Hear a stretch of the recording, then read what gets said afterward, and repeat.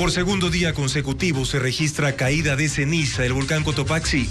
Según el Instituto Geofísico, la actividad sigue ascendente. Están en vigencia prohibiciones electorales. Las sanciones van desde 43 a $9.000. Pichincha fue la última provincia en recibir el material electoral. Fiscal de Daule se abstiene de acusar a Junior Roldán y otros 12 acompañantes. Fueron detenidos días atrás con armas y explosivos. La gripe aviar afecta a la producción de huevos. En algunos casos, su precio se ha incrementado. Buenas noches, gracias por acompañarnos aquí en Televistazo Estelar con toda la información actualizada previo a las elecciones seccionales de este domingo 5 de febrero. Empezamos. Elecciones 2023.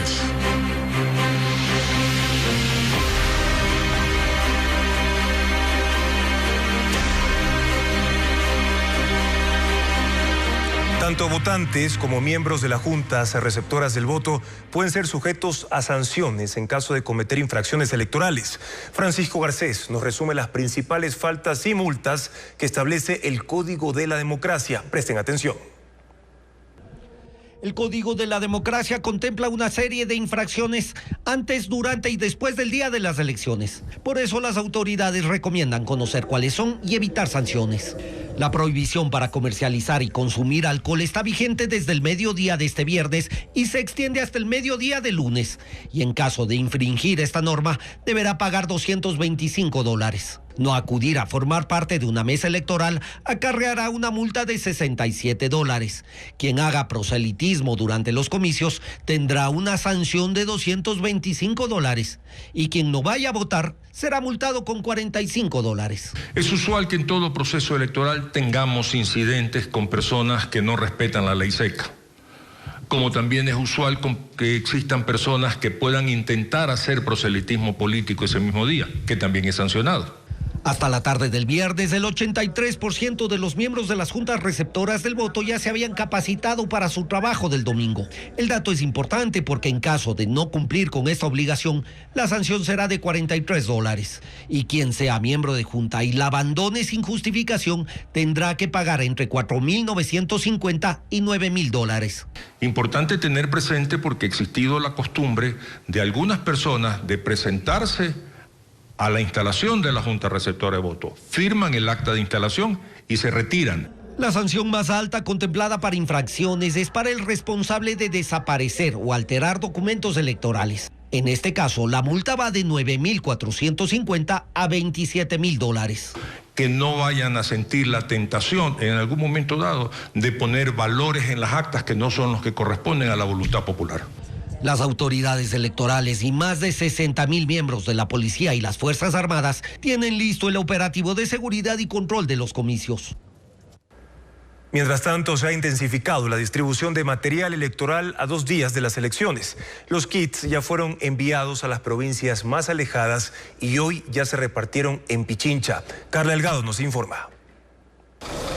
El Consejo Nacional Electoral ultima los detalles para el proceso electoral de este domingo. La mañana de este viernes, en una bodega ubicada en el nororiente de Quito, se alistaban los últimos kits. Es material que será distribuido en la provincia de Pichincha. ¿Cuántos kits electorales se reparten?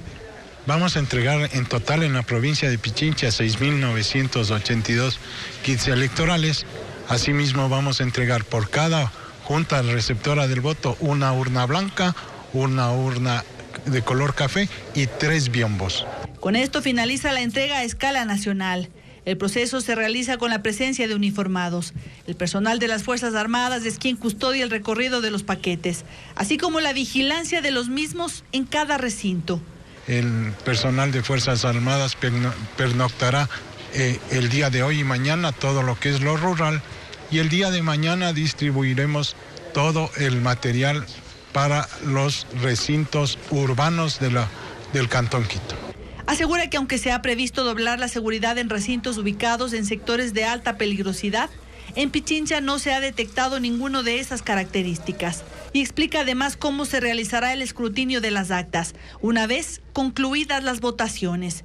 El presidente y un vocal de la Junta van a realizar el escrutinio de las elecciones seccionales. Esto es alcalde, prefecto, concejales y vocales de Junta parroquial en la zona rural. Y el secretario y 2 vocales de la Junta van a hacer el escrutinio del referéndum y el Consejo de Participación Ciudadana. Más de 32,000 efectivos de las Fuerzas Armadas brindarán seguridad este 5 de febrero. La jornada del voto en casa se llevó a cabo a escala nacional este viernes. Estuvo focalizada en los adultos mayores y también en las personas con discapacidad. Más de 180 juntas receptoras del voto móvil se han conformado para los más de 700 electores que accedieron a este mecanismo de sufragio. Más detalles con José Carlos Alvarado. Desde las 7 de la mañana, el Consejo Nacional Electoral dio inicio a la jornada del voto en casa, a las que pudieron acceder personas mayores de 50 años y ciudadanos con discapacidad del 75% o más. Diana Tamaín, presidenta del organismo, indicó que con este programa se asegura la participación de estos grupos de atención prioritaria en las elecciones. Los miembros de las juntas receptoras del voto móvil recibirán el paquete electoral, urna, biombo del personal de las Fuerzas Armadas en cada delegación provincial.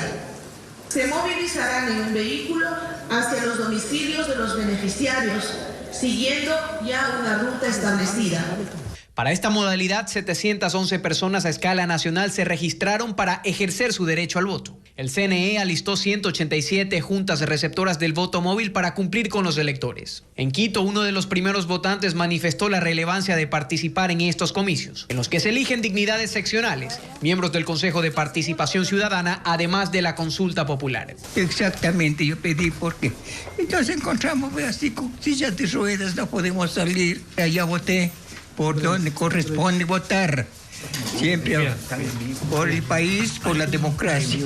En Guayaquil, las brigadas arribaron a varias viviendas. Bolívar Paredes, de 70 años, señaló que con esta modalidad se evita los esfuerzos de comicios anteriores y así evitar desplazarse a los recintos electorales. Porque la primera vez se me hizo tan difícil, llegué cansado, entonces ahí con mi bastón como quiera llegué 4 o 5 cuadras caminando. Pero entonces ya como hubo esta modalidad, entonces yo opté a hacer esto en casa.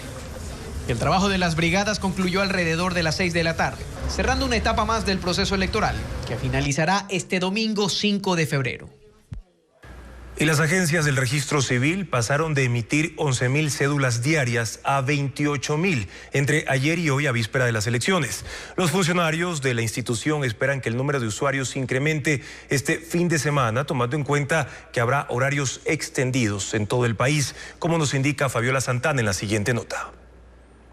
Desde mediados de enero, el registro civil amplió sus jornadas de trabajo para cedular a quienes no cuenten con el documento que les habilitará para sufragar este domingo. Sin embargo, los primeros días no hubo mayor acogida. Esto cambió desde ayer con la proximidad de las elecciones. Pasaron de emitir de 11,000 cédulas a 28,000 diarias. Es un incremento bastante significativo. Estamos atendiendo a toda la ciudadanía con sus requerimientos, pero lamentablemente también dejamos para el último. El incremento de personas provoca que tarden más los tiempos de espera para la entrega del documento, pasando de media a 2 horas según los usuarios que prefieren esperar a pagar multas. La mayoría había perdido la cédula o fueron asaltados. Pero ahorita están demorándose, mi hija ya se fue a la oficina porque tiene que trabajar, entonces yo voy a retirarme, así que todavía no sale. Renovación, se me dañó, se fue el plástico. Las multas creo que es ahora, por eso toca irse a rayar. Se espera que la afluencia de usuarios incremente este fin de semana durante la última jornada de horarios extendidos. El sábado se atenderá de 7 de la mañana a 6 de la tarde, el domingo de 7 a 2 de la tarde. Igual llegaremos a las 30,000, estaremos monitoreando igual mañana. Es una proyección únicamente lo que le estoy indicando. Durante los fines de semana anteriores se atendió 56,000 usuarios para evitar mayores congestionamientos previo a las elecciones. Enfatizan en que podrán sufragar quienes tengan cédulas y pasaportes caducados, siempre y cuando sean legibles. Cambiamos de tema ahora para contarles que por segundo día consecutivo el volcán Cotopaxi emanó ceniza en su proceso eruptivo leve. El polvo volcánico contaminó hierba que alimentó al ganado en zonas aledañas. Además, moradores aseguran que en esta ocasión fueron más perceptibles los gases que salen del Cotopaxi. Vamos a ver. Ya son 2 días seguidos en que la ceniza del volcán Cotopaxi alcanza las comunidades aledañas. En Santana del Pedregal del Cantón Mejía, en Pichincha, María Teresa tiene 2 vacas. Intenta cubrir sus pieles y con escobas limpia la hierba que consumen para evitar que se enfermen. Barriendo y golpeando para que coman. En las hojitas anchas está la ceniza sentadita y no vale para los animales que se han de enfermar. Ella ha notado que cada vez la caída de ceniza es más intensa. De manera preventiva construye una cubierta, pero cree que el Ministerio de Agricultura debe instruirlos. ¿Qué podemos hacer a más de lo que podemos sacudir la hierba el momento que vamos a dar de comer? Y de ahí los días venideros se sabrán más lo que va a perjudicar, porque esto no es por momentos, sino va a seguir todos los días, como ve usted ahorita. Tras esta última actividad del volcán, los gases que emana fueron más perceptibles. Ayer estaba tremendo el olor. Un olor a modo de gas tóxico. En la parroquia Aloasí del Cantón Mejía, grandes y chicos con escoba en mano buscaban remover la ceniza. Era más visible en los vehículos. Más frecuente ha sido desde ayer por la noche. Pero ¿qué se puede hacer? Contra la naturaleza toca aguantar. El Instituto Geofísico que monitorea al volcán confirma que la actividad del Cotopaxi se ha intensificado. La columna de emisión del día de ayer llegó a una altura de 2,5 kilómetros. Esta es una de las más altas, de los valores más altos que hemos tenido desde octubre.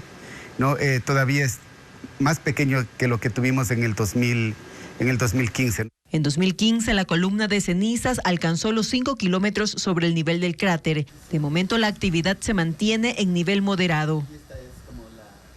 La pobreza y la falta de oportunidades de trabajo fueron las causas que motivaron a Patricio Bonilla junto a su esposa e hijo a migrar de manera ilegal a los Estados Unidos. Patricio Viera llegó hasta Pujilí, cantón de Cotopaxi, donde vivían los compatriotas, y habló con su familia.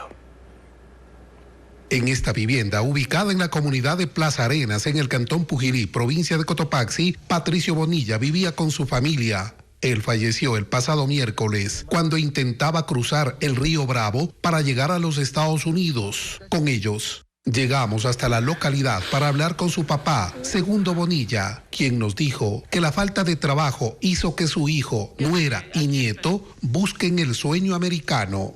Eso dijo, papá, me voy yo a ver un trabajito, un bueno, quizás tengo un sueño, es para ver sobrevivir, una casita quiero comprar, hacer un negocito. Ese era el sueño de él. César Bonilla relató que su hermano Patricio partió vía terrestre el pasado 2 de enero y tenía previsto llegar a Chicago, donde le esperaban unos amigos. Con una guía se fue, fueron alrededor de unos 9 o 7 en grupito fueron. Pero de los 7 ellos han apartado. Hasta ahí se me quedó. Marco Bonilla, otro de sus hermanos, indicó que pagaron $28,000 al coyotero por el peligroso e ilegal viaje. A veces ya nosotros ya no era como ser, ya no importaba el dinero, con tal era que llegue él allá. Empezamos a sacar plata de todo lado, así, fiar, hacer préstamos. Por su parte, Osvaldo Coronel, gobernador de Cotopaxi, dispuso a la policía y fiscalía que investigue este caso para dar con la banda de traficantes de migrantes. Para encontrar aquellas bandas de coyoterismo que utilizan a estas personas para... sabemos cuáles son sus intereses finalmente, que básicamente están centrados en el tema económico. Mientras los familiares solicitan a las autoridades que los ayuden a repatriar el cuerpo de Patricio y ayuden a traer a la esposa e hijo que están en México. Y sobre este mismo tema, medios mexicanos difundieron este viernes la noticia del hallazgo del cuerpo del ecuatoriano Marco Patricio Bonilla Tizaleno, de 24 años, quien, como vimos, intentó cruzar el río Bravo junto a su esposa y su hijo mientras trataban de atravesar la frontera con los Estados Unidos. Sin embargo, horas después han aclarado que los restos encontrados son de otro migrante. Mientras tanto, la Cancillería ecuatoriana confirmó que el grupo Beta en Piedras Negras, estado de Coahuila, continúa con con la búsqueda del compatriota. Se conoce que la mujer y el niño rescatados continúan bajo el cuidado de autoridades mexicanas.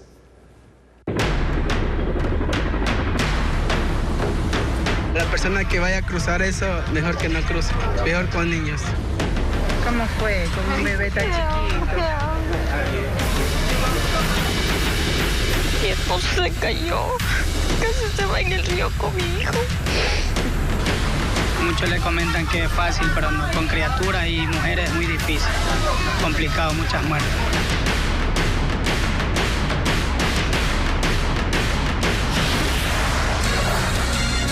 Más adelante en Televistazo, fiscal del Cantón Daule en Guayas se abstuvo de acusar a Junior Roldán, líder de banda criminal, y otras 12 personas más que fueron sobreseídas por el delito de tráfico ilícito de armas de fuego. Seguimos con más noticias. Junior Roldán, cabecilla de los choneros, y 12 personas más fueron sobreseídos por presunto delito de tráfico ilícito de armas luego de que un fiscal se abstuviera de acusarlos. El líder de este grupo salió de la regional de Guayaquil en diciembre pasado, pero fue recapturado en un sector de Daule luego de un incidente en el que se encontraron armas de fuego e incluso explosivos. José Carlos Alvarado con más detalles. La decisión vino por parte del fiscal Julio Sánchez del Cantón Daule. 13 personas, entre esos Junior Roldán, líder de los choneros, fueron sobreseídas por presunto tráfico de armas, delito imputado luego de un enfrentamiento registrado el pasado 15 de diciembre de 2022 en una carretera de La Aurora, en el Cantón Daule, en donde la policía encontró armas de fuego y explosivos en manos de decenas de individuos que acompañaban al cabecilla del grupo delictivo luego de haber salido de la regional de Guayaquil. Pese a la evidencia hallada, el fiscal señaló en su dictamen que parte de esas armas de fuego pertenecían a una empresa de seguridad privada, la cual se encuentra debidamente acreditada y legal en su funcionamiento. Además de que las armas que le fueren encontradas en su poder, las cuales no usaron y estaban separadas de su cargador, son legales y con los permisos del Comando Conjunto de las Fuerzas Armadas, con registros desde el 2019. Es decir, son actuales. Con esta decisión se dictó el auto de sobreseimiento a favor de los señalados. Hubo reacciones por parte de varios actores judiciales, entre esas la de Fabiola Gallardo, presidenta de la Corte Provincial del Guayas, quien indicó que debe acatarse el dictamen del fiscal. Ante la decisión de Fiscalía de no acusar, no hay cómo hacer absolutamente nada. Si Junior Roldán no tiene ninguna otra medida cautelar, de acuerdo a la ley le corresponde salir en libertad. Hubo críticas por esta polémica decisión por parte del comandante nacional de la policía, Fausto Salinas, quien pide al Poder Judicial revisar la medida. Todo el Ecuador fue testigo de un operativo policial en el cual se encontraron a personas que estaban en grupo, que estaban con armas de fuego y otros elementos. Salinas adicionó que se deben revisar también los beneficios penitenciarios previos otorgados a Roldán, como la prelibertad que le permitió salir de prisión en diciembre pasado. Hasta el día de hoy no existe certeza ni seguridad de la vigencia de las mismas. La SNAI no procederá hasta que se aclare o hasta que se defina alguna decisión con respecto a estos pedidos que ha hecho a la justicia. Por último, el comandante general de la policía señaló que se analizan tomar medidas, como recurrir a la Procuraduría por este tipo de casos. Como una burla, califica a la familia del policía Froilán Jiménez a las constantes dilatorias del proceso judicial por su muerte ocurrida el 30 de septiembre de 2010 mientras sacaban a Rafael Correa del hospital de la policía. Hoy debía conocerse la resolución sobre el llamado a juicio de 9 militares, pero la jueza no se presentó a la audiencia. Nos informa Jacqueline Rodas. Han pasado 12 años y 4 meses de la revuelta policial del 30 de septiembre de 2010 y la justicia aún no identifica ni sanciona a los responsables de la muerte de Froilán Jiménez, agente del GIR que participó en el operativo para sacar al entonces presidente Rafael Correa del hospital de la policía. El proceso penal en contra de 9 militares en servicio activo y pasivo ha sufrido constantes retrasos. Finalmente, este viernes se convocó a las partes para conocer si se llama o no a juicio a los acusados, pero la jueza no se presentó. Esta fue la reacción del abogado de la familia de Froilán Jiménez. Es lamentable, han tenido que pasar más de 8 señores fiscales, 13 años de investigación, más de 16 meses para emitir una resolución oral. Esto es una revictimización a las víctimas y sobre todo una burla. La familia de Froilán ha perdido las esperanzas, no cree en el aparato judicial. Del lado de los procesados también se reclama la rápida resolución del caso. Hay una burla para todos los sujetos procesales y es hora de que se dé solución de continuidad a este caso para cesar estos efectos perniciosos. Los señores oficiales se encuentran aquí descuidando sus actividades, inclusive a las cuales han sido delegados incluso para el proceso electoral. No se explicó las razones por las que la jueza no asistió a la audiencia. Su secretario informó que se comunicará la nueva fecha de la diligencia. Cerca de 1 millón de huevos se dejaron de producir diariamente en el país desde la aparición de la influenza de la gripe aviar, según información de la Unión de Productores de Huevos. Pese a que algunos consumidores consideran que se evidencian incrementos en los precios de las cubetas, el gremio asegura que los costos a pie de granja se mantienen. Fabiola Santana tiene las impresiones. Más de 1 millón de aves fueron sacrificadas en Ecuador desde noviembre pasado, cuando se detectó el primer caso de influenza aviar. Esto afectó a las granjas ubicadas en Pichincha, Tungurahua y Cotopaxi, que dejaron de producir cerca de 1 millón de huevos diarios. Teníamos 15 millones de aves, pone 14 millones de huevos diarios. Como bajamos a 14 millones de aves, esas 14 millones se redujeron a aproximadamente unos 13 millones de huevos diarios que estamos abasteciendo ahora en el momento al mercado.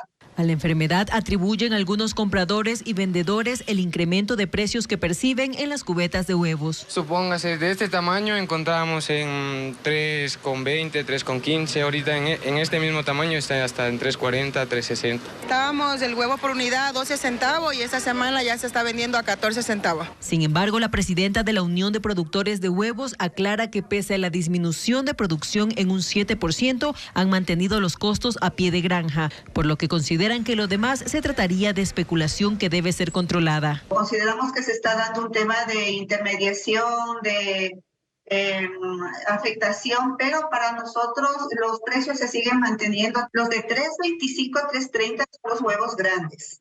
Y de ahí se va bajando hasta llegar a los huevos iniciales, que son los más pequeñitos. En Tungurahua la variación de los precios no se siente en los clientes, pero sí hay una disminución del consumo de la proteína hasta en un 30% según distribuidores. La gente sí se ha evitado comprar mucho lo que es el consumo, lamentablemente, porque no ha afectado a la salud del humano, ¿no? De allí que los productores esperan que se concrete la vacunación contra la gripe aviar.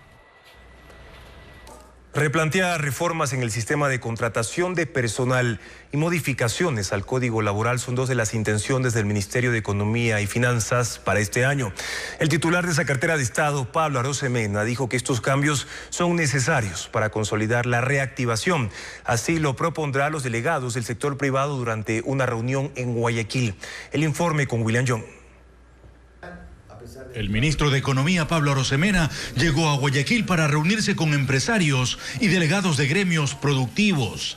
A ellos les expondrá las cifras de crecimiento económico que, según dijo, para este año superan el 3%, de acuerdo a los cálculos del Fondo Monetario Internacional. Es importante también estimular, incentivar, escuchar al sector empresarial para que inviertan con fuerza este año, toda vez que es un año que estamos bajando impuestos. Sin embargo, señala que es necesario hacer aclaraciones, en especial en el ámbito laboral, pero sabe que eso no es un terreno sencillo, por lo que cree que debe ser una de las prioridades en la agenda de discusión para este 2023 y no le incomoda que se hable de una nueva consulta popular para este tema. Es importante que la Asamblea Nacional se sensibilice con ese clamor de la sociedad civil de permitir de que sea más fácil contratar, porque hoy el emprendedor quiere contratar, la gente quiere trabajar, pero la muralla china que divide a ambos es esa rigidez del Código Laboral. Hablando de prioridades, el ministro Arosemena reconoce que la inseguridad es una preocupación nacional y aseguró que para eso ya tienen listo el presupuesto, es decir, el dinero para la fuerza pública, incluyendo aportes extranjeros. Son más de 3.300 millones de dólares para el 2023, eso significa 185 millones de dólares adicionales en relación al año pasado. Ese financiamiento es local en cuanto a la generación de recursos propios del Estado y también del financiamiento que conseguimos en multilaterales en el exterior. Y mencionó que aunque para este año no está previsto un nuevo desembolso del FMI, las puertas de los multilaterales, según dijo, están abiertas. Más noticias a esta hora. El precio internacional del barril de petróleo se mantiene por debajo de los $80, lo que significa que el barril ecuatoriano se ha cotizado en menos de $70. En la siguiente nota tenemos un análisis de lo que está sucediendo a escala internacional con la comercialización de crudo. Un barril de petróleo entre $90 y $100 parecería impensable, al menos por estas semanas en las que se ha mantenido por debajo de los $80. Y es que el crudo WTI de Estados Unidos y de referencia para el ecuatoriano arrancó el año con un precio de $76 por barril, mientras que este 1 de febrero se cotizó en $78. El petróleo ecuatoriano tiene un descuento o castigo por su calidad. Es por ello que en diciembre cerró con una facturación de unos $69, mientras que enero llegó a los $65 por cada barril. Significan menos ingresos al Estado. Aquí lo que hay que comenzar a preocuparse más seriamente es en mantener por lo menos los volúmenes de producción, porque son los dos elementos que entran en juego, nuestro precio del petróleo y volúmenes de producción. Con que mantengamos los niveles actuales de producción es bastante. El experto petrolero explica que tras iniciar un nuevo año, los mercados están expectantes de la situación política, económica y hasta sanitaria de los países exportadores y consumidores. De hecho, en varios comunicados y análisis, las agencias internacionales precisan que un comité de la Organización de Países Exportadores de Petróleo, OPEP,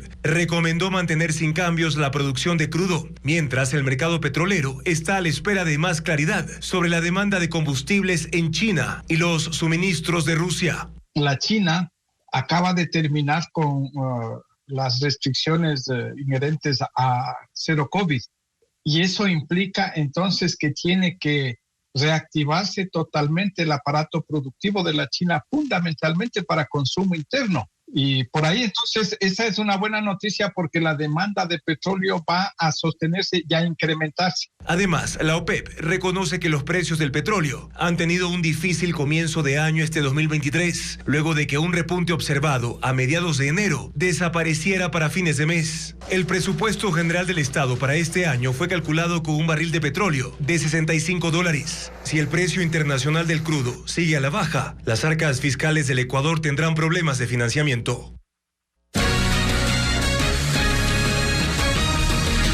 Más noticias aquí en Televistazo, gracias por su sintonía.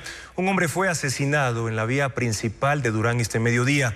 El crimen lo cometieron dos sujetos que se movilizaban en una moto y portaban una mochila de entrega de comida rápida. Más temprano la policía levantó el cadáver de un hombre en el estero Salado. La víctima presentaba signos de tortura. Eran las 11:45 de la mañana cuando a través de las cámaras de seguridad se detectó el hecho. La central del ECU 911 dio la alerta y la policía se movilizó hacia la vía principal de Durán. Al llegar al lugar, constataron que al conductor de esta camioneta lo habían asesinado. Producto de esto se ve 7 indicios balísticos.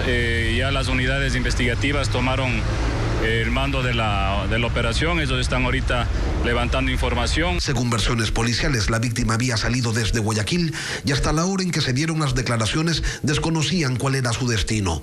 Tampoco se informó si tenía antecedentes penales. Los que hicieron o cometieron este acto delictivo fue una motocicleta con 2 ciudadanos que llevaban una mochila de una empresa de comidas rápidas, que también está levantada como evidencia. Más temprano en Guayaquil, los habitantes de la isla Trinitaria alertaron a las autoridades porque vieron un cadáver flotando en el estero Salado.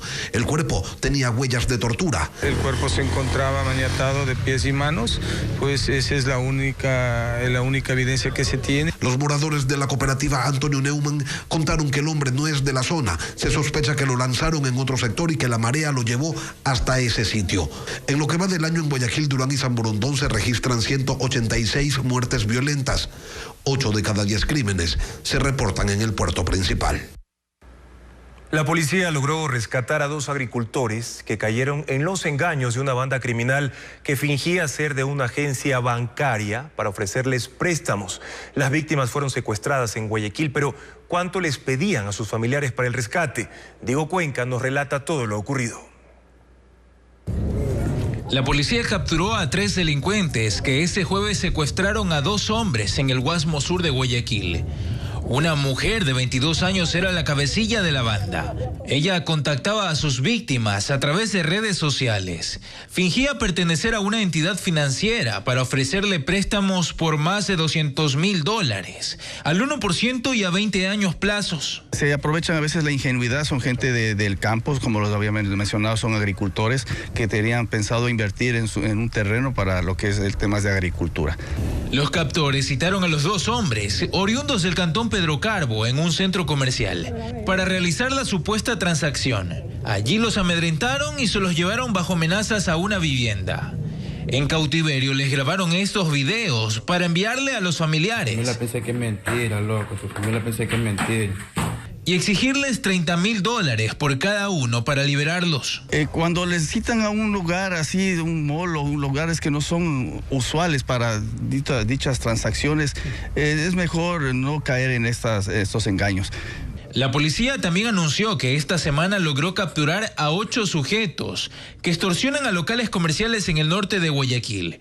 Entre los detenidos están los delincuentes que entregaban panfletos en la ciudadela Las Orquídeas para pedir dinero a sus habitantes. Las 8 personas que fueron detenidas en estos días son las que actuaron en Las Orquídeas, en La Florida y en la Juan Montalvo. Hasta el momento, la línea 1-800 Extorsión para denunciar este delito ha ayudado a resolver al menos 70 casos.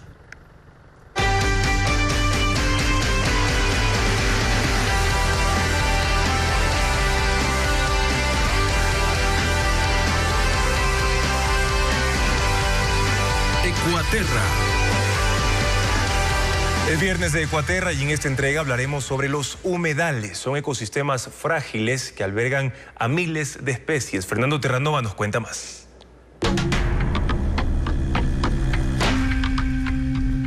Pudimos haber cruzado el puente, pero llegando en lancha se aprecia mejor su belleza natural. Es la isla Santay, que con una extensión de más de 2.000 hectáreas, está localizada entre Durán y Guayaquil, en medio del gran río Guayas. Sus manglares y bosques albergan una infinidad de especies de flora y fauna.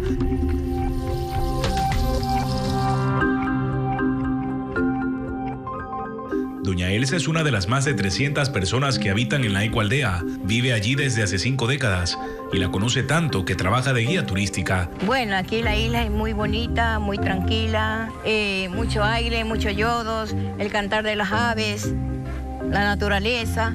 La isla Santay es un humedal, extensiones terrestres cuya superficie se inunda de manera permanente o estacional. Cubren apenas el 6% de la superficie del planeta, pero se estima que el 40% de todas las especies vegetales y animales viven o se reproducen en ellos. En especie tenemos el hormigueros, mapache, tigrillos, venado de cola blanca, chancho, maría, patillos, tortugas, iguanas, culebras equi, coral, matacaballo, la tigra, la casera y la sayama. ¿No le da miedo? No, aquí se la ve de repente. El último inventario del Ministerio del Ambiente daba cuenta de que en Ecuador existían más de 143 humedales en el año 2000. En la actualidad, 19 tienen la condición de protegidos o de importancia internacional.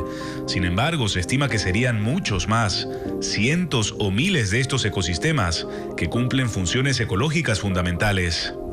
Doña Elsa, ¿y qué nomás les llega a ustedes por el río? Sacos de botella, desperdicio. Hay veces que nosotros, los guardaparques, la comunidad, hacemos la minga y recogemos. Hay vuelta adentro y vuelta hay que hacer la minga. Aquí, Javier, hay todo tipo de objetos. Por supuesto, como es un parlante. Incluso hasta eso. Un parlante. ¿Y cómo llegó esto hasta acá? Sin duda alguna vino de la contaminación urbana y vino desplazándose por la cuenca hídrica. ¿Cuánto plástico han llegado a recolectar durante las mingas? Bueno, en una jornada en la mañana de 4 horas podemos recolectar hasta 200 sacos de basura plástica y tóxica dentro de este humedal. ¿200 sacos en una sola minga? En una sola jornada, en una sola minga, sí. Y luego esto es algo que se repite. Aquí la frecuencia, debido a la contaminación de los sectores aledaños a Santay, el desplazamiento de la basura, la frecuencia es diaria. A la problemática de la basura ajena se suma que el ecoturismo no es el mismo de antes. Alberto ha vivido allí toda su vida e intenta mantener su actividad económica. ¿Cómo está el turismo actualmente? Me imagino que después de la pandemia eso se fue a pique. Claro, estamos queriendo sustituir y salir adelante. Hablamos de que un 30% de la comunidad vivía del turismo, de los ingresos, se dependía en diferentes puntos de trabajo. Hoy por hoy estamos pasando por una gran falencia de que la situación económica no está muy bien para nuestra asociación. La comunidad necesita de trabajo. Además de la contaminación, la erosión del suelo y la deforestación son otras amenazas que enfrentan estos ecosistemas. Se estima que en los últimos 300 años han desaparecido hasta el 87% de humedales en el mundo, lo que supone que estamos perdiendo estos ecosistemas 3 veces más rápido que los bosques naturales.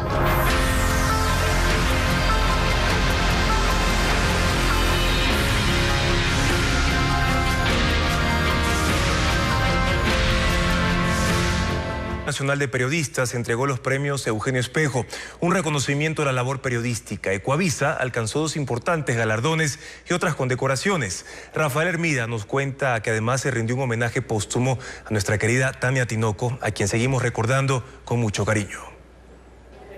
Fue en la ceremonia de aniversario número 83 de la Unión Nacional de Periodistas, en la que se entregaron los premios de Eugenio Espejo 2022.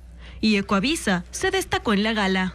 Nuestros compañeros William Young y Bessie Granja, por su trabajo en el reportaje Migración, Sueño o Pesadilla, se quedaron con el premio Eugenio Espejo en la categoría Reportaje de Televisión. Así que invito a todos los periodistas a seguir informando, pero eso sí, con transparencia, con honestidad y con mucha responsabilidad. ¿Cómo te puedo describir esto, Juan Carlos, Andrea? Una tragedia. Además, Andrea Báez y su equipo de trabajo, Daniel García, Fernando Tixi y Steven Quisilema, recibieron una mención de honor por la cobertura en vivo del aluvión registrado en La Gasca en enero del 2022. Este reconocimiento, el compromiso para seguir ejerciendo ese periodismo con la ética periodística que nos caracteriza. Mientras que el programa Políticamente Correcto también fue el gran ganador de la noche. Se quedó con el premio en la categoría Entrevista en Televisión. La primera es recibir un premio de parte de una organización legendaria con muchas décadas y mucha trayectoria que ha protegido la libertad de expresión en momentos muy difíciles. Yo creo que eso es quizás el mayor orgullo que un periodista puede sentir. La Unión Nacional de Periodistas también rindió un homenaje póstumo a Tania Tinoco por su contribución al periodismo del país. Su sobrino Mateo Tinoco recibió el galardón. Otros profesionales de la comunicación también fueron galardonados en distintas categorías, como la revista Gato Pardo, CNN, La Barra Espaciadora y Diario El Universo. Los premios de Eugenio Espejo se entregan todos los años a los mejores trabajos periodísticos y trayectoria.